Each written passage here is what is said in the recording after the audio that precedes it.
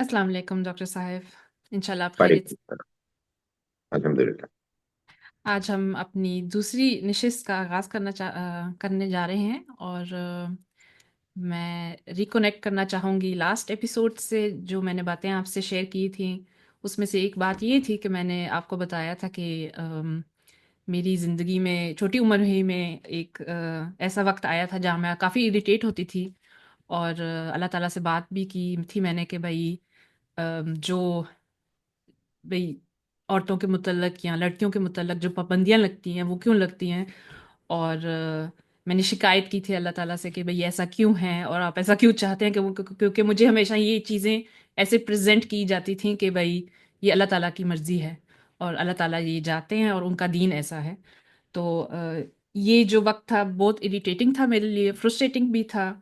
तो लेकिन कुछ साल बाद एक ऐसा टर्निंग पॉइंट मेरी ज़िंदगी में आया और वो एक शख्स के साथ आया जो हायर किया गया था। वो हमारे घर आते थे, एक इमाम साहब थे, मगरिब से थे वो, जो मोरक्को मुल्क है उधर से। तो वो यहाँ मस्जिद में, फ्रैंकफर्ट की मस्जिद में कहाँ कहीं पढ़ाते थे। तो उनको हमने, मेरी फैमिली ने हायर किया था कि ताकि वो हमारे पास आएं और मुझे कुरान पाक को हमारे में होता है ना, हमारे कल्चर में, कि एक दफ़ा बच्चे ने मुकम्मल पढ़ना चाहिए अरबी ज़ुबान में। तो वो उनकी इंटेंशन थी मेरी फैमिली की कि भाई मैं एक दफ़ा ये मुकम्मल पढ़ सकूं। क्योंकि उससे पहले मैं मस्जिदों में जाना मैंने मना कर दिया था कि मैंने कहा मैंने नहीं जाना किसी मस्जिद में, और मैंने कोई पाकिस्तानी मस्जिद में भी नहीं जाना। मेरा वहाँ के जो थे वाइब्स या जो जो माहौल था वो मुझे कभी सूट नहीं किया। तो ख़ास तौर पे जब मैं सवाल करती थी जवाब नहीं मिलते थे, तो वो बड़ी ऐसी सिचुएशंस हो जाती थी कि मैंने फैमिली को बोल दिया था कि मैंने जाना ही नहीं है वहाँ। तो इस वजह से उन्होंने किसी को हायर किया जो घर आ सके। तो वीकली इमाम साहब फिर हमारे घर आते थे। तो उनका ये था कि भाई उनको भी, उन्होंने, मेरी फैमिली ने बताया था कि भाई सिर्फ अरबी में कुरान पाक पढ़ा दें इस बच्ची को, फिर काम खत्म। तो ये बात उनकी समझ में कभी नहीं आई। उन्होंने कहा कि भाई ये बिना समझे, बिना सोचे क्या मैं पढ़ाऊं। सिर्फ भाई एक उनका था कि वो मेरे लिए भी एक न्यू एक्सपीरियंस था कि भाई ऐसे भी लोग हैं जो कहते हैं समझ के पढ़ो। तो ये भी एक चीज़ मायने रखती है। तो और उनसे एक चीज़ का आगाज़ हुआ कि जो होता है ना कि भाई सवाल जवाब का सिलसिला, वो मेरी लाइफ में वो उनके थ्रू भाई वो स्टार्ट हो गया। तो वो पहले इंसान थे जो, जिन्होंने मुझे सिखाया कि बिना डर के, बिना कोई खौफ के सवाल करो, और मैं जवाब देने के लिए हाजिर हूँ। तो वो एक एक सिलसिला था, तकरीबन एक साल उन्होंने मुझे गाइड किया, और वो इतना अच्छा बेसिस बन गया मेरा। ये नहीं कि अब मैं बिल्कुल बारीकी से याद है मुझे कि क्या क्या बातें थी, लेकिन मुझे वो होता है ना, एक एटीट्यूड या एक मिल गया था कि भाई इस चीज़ों को कैसे डील करना है और कैसे देखना है, और आपने कभी डरना नहीं है कोई सवाल उठाने से। और उन्होंने मुझे बहुत इनकरेज किया कि जो भी सवाल हो बिना झिझक के आप पूछो, और कोई शर्म ना खाओ। ये भी बड़ा एक अहम लेसन था जो उन्होंने सिखाया। वो मुझे याद पड़ता है कि हर तरह का सवाल, भाई जिसको भी हम शायद बड़े हो के भी झिझकते हैं दूसरों से पूछने को, जैसे सेक्स एजुकेशन हो गया या जिनसी ताल्लुकात के मुतल्लक जो टॉपिक्स होते हैं, वो अक्सर ये ऐसा होता है कि हम झिझकते हैं उनसे, उनके बारे में बात करने पे या सवाल उठाने पे। तो वो भी उन्होंने, ये जो होता था ना, ये डर, ये कि यहाँ भी नहीं रुकना, इससे आगे भी जा सकते हो। क्या उम्र और थी आपकी इस वक्त? मैं लगभग 14-15 साल की थी। अच्छा। अच्छा। तो और वहां से ये भी मेरा माइंड बना कि भाई वो चेंज हुआ ना कि भाई औरतों के लिए इस्लाम इज नॉट बैड। भाई बस वो सवाल जो जवाब मिलते थे वो शायद गलत थे, लेकिन, और उन्होंने स्टेप बाय स्टेप हाथ पकड़ के फिर चलो कुरान को खोलो, देखते हैं कहाँ लिखा है, क्या लिखा है, इसका मतलब क्या बनता है। तो वो जो मेरी फैमिली चाहती थी वो हुआ नहीं। और हमने अपना एक सेशन बना लिया था कि भाई हमारा वो एम ही नहीं रहा कि हम مکمل قرآن کو پڑھیں گے. ہم ٹاپکس وائز قرآن کے تھرو ایک جرنی اسٹارٹ ہوگی کہ بھئی یہاں کا بھی کھولا دیکھا، وہاں کا بھی کھولا دیکھا. تو وہ سمجھانے سکھانے کا سلسلہ شروع ہوا. تو وہاں سے وہ مجھے شوق بھی پیدا ہوا کہ میں نے اور جاننا ہے، میں نے اور سیکھنا ہے، مجھے اور علم حاصل کرنا ہے.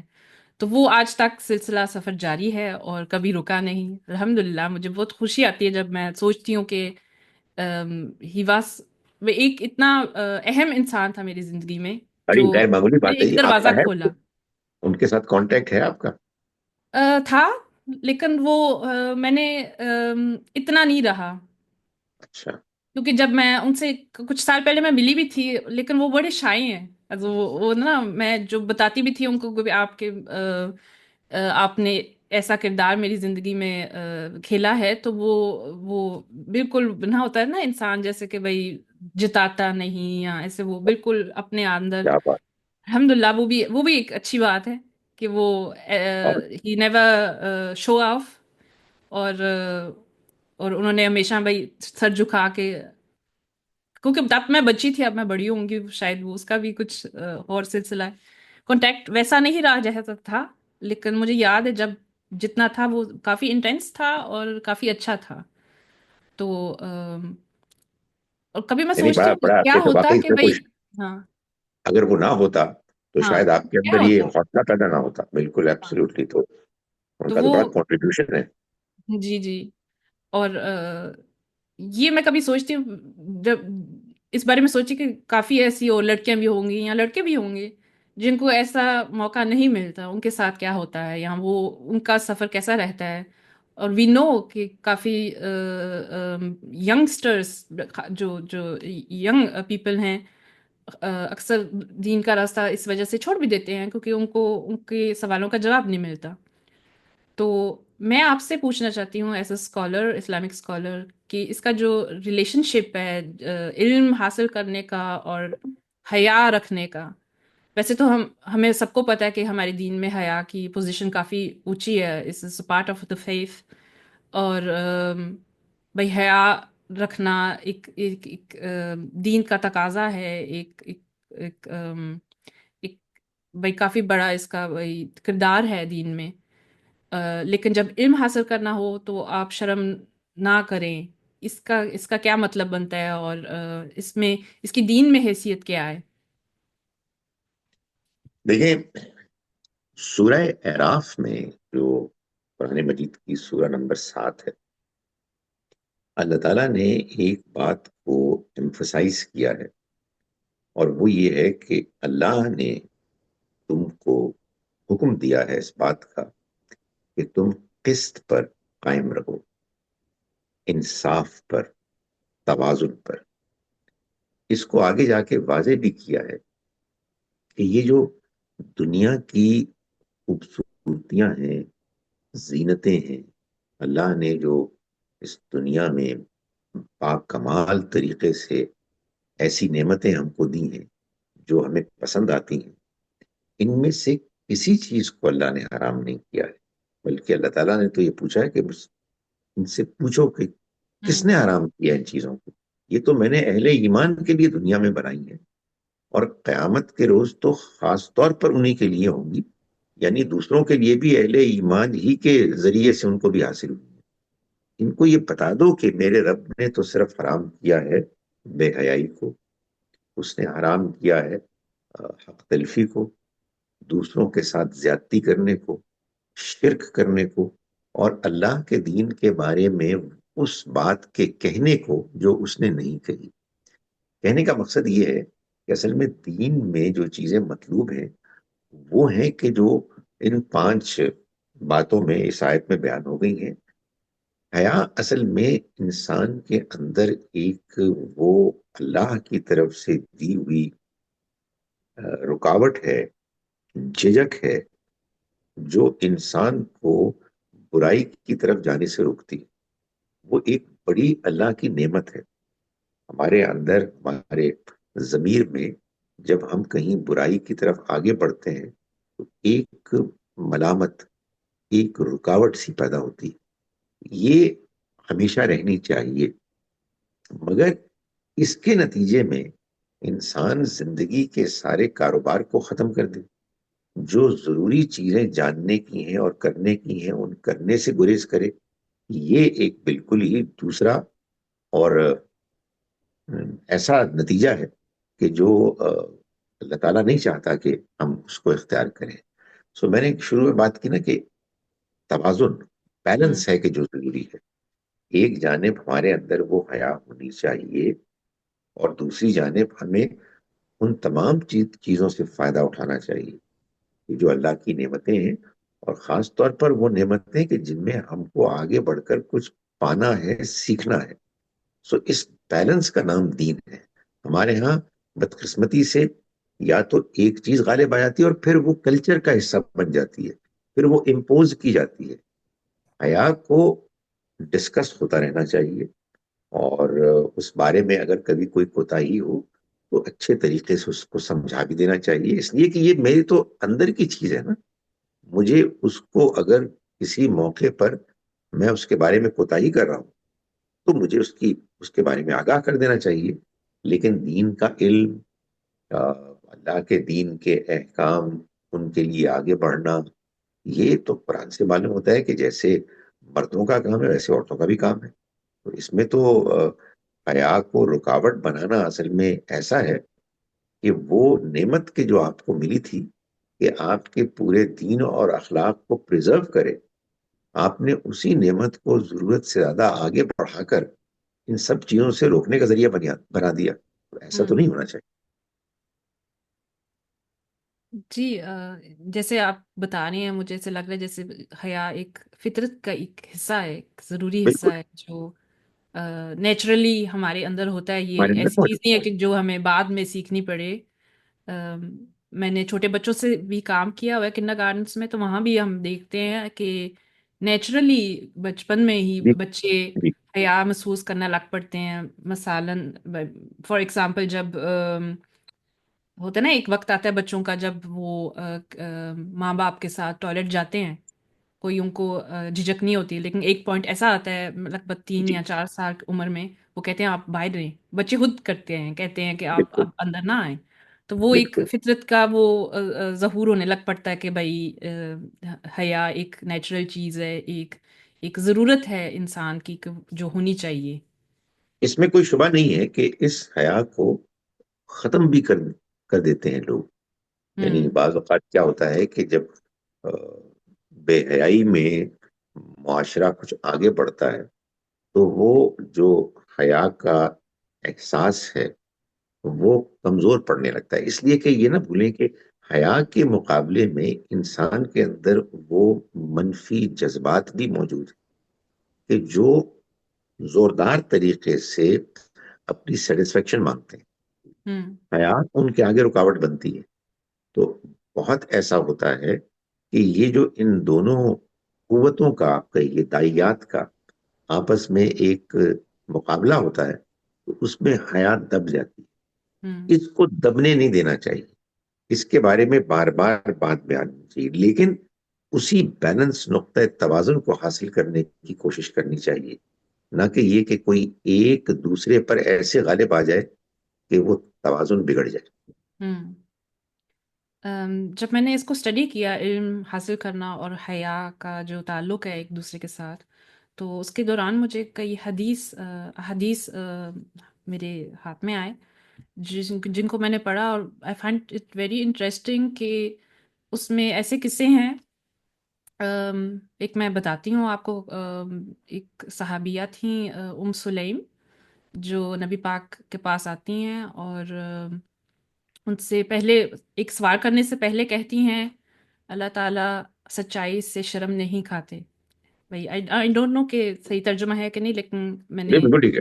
ام، ان اللہ لا یستحی من ہاں الحق، اللہ یہ حق قرآن سے کی آیت کا حصہ کہتا ہے ہے. میرے بالکل خیال سے نا، بالکل. سورہ الاحزاب میں.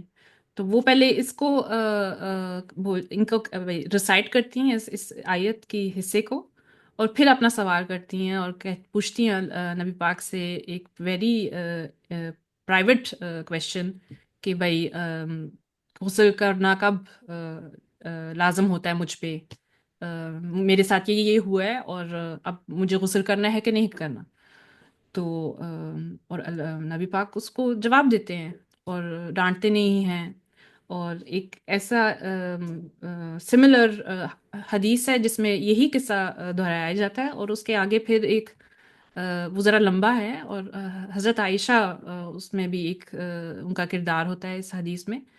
تو وہی سچویشن ہے، وہی سوال ہے، لیکن حضرت عائشہ ان صحابیہ کو ڈانٹ دیتی ہیں اور کہتی ہیں کہ بھائی ان کی جرت کیسی ہوئی ایسا سوال کرنے کی. اور ایک بد دعا بھی میرے خیال میں دیتی ہیں.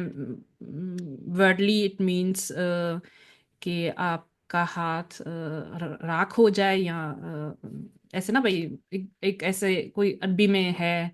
ہاں، لیکن اس کو بہت سیریسلی لینا چاہیے. یہ اصل میں یا ان کے محاورے میں اس طرح کی باتیں ایک کہی ہاں جاتی ہیں. محاورہ ہے، ایک محاورہ ہے. اور تمہارا لیکن ناز ہو، تمہارا ہم پناہ دیکھتے ہو. ہیں کہ اٹس ناٹ کلیئر کہ ان کے مطابق یہ ایک لائن کراس ہوئی ہے، اور انہوں نے اس کا اظہار بھی کیا. اور لیکن اسی حدیث میں ہمیں پتہ لگتا ہے کہ بھائی نبی پاک ان سے پھر ڈانٹتے ہیں اور ان کے کہتے ہیں آپ وہی محاورہ ان کے اوپر پھر دہراتے ہیں، اور ان کو بھائی سمجھاتے ہیں کہ بھائی یہ ٹھیک تھا جو بھی ہوا. اور ایک تیسرا حدیث ہے، وہ پھر ایک اور صحابیہ میں ہے، میں اسما ان کا نام ہے.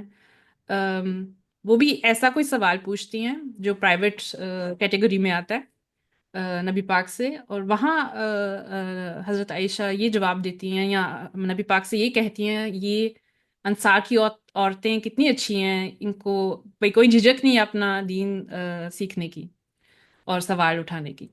تو اٹس ویری انٹرسٹنگ ٹو سی کہ کیا ہو رہا ہے. اور شاید حضرت عائشہ بھی ایک لرننگ پروسیس میں تھیں، جو ایبسولوٹلی. انہوں نے پہلے ایسا ہی اس کو دیکھا، پھر سیکھا نبی پاک سے اس کے ساتھ کیسا ڈیل کرنا چاہیے، اور پھر وہ خود وہ ان کو وہی ایک کہہ رہی ہیں کہ یہ اچھی بات ہے. تو حدیث میں آپ اگر ان کی جو مختلف ہوتے ہیں نا